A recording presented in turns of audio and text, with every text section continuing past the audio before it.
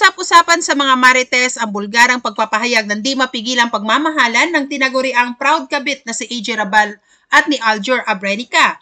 Sa kanilang pagbisita sa Canada, di na napigilan pa ng dalawa ang init ng kanilang pagmamahalan at walang kemi nang nilantad ang halos nilalanggam sa kaswitan sa harap ng mga fans. Nikayat pa ni Aljur na i-welcome ng mga fans si AJ sa Canada dahil first travel umano niya ito outside the country. Naitanong pa niya sa fans if maganda daw ba si AJ. At ito, nagtukaan pa. Ito ang clip. Welcome natin sa first time niya sa Canada. First out of the country niya.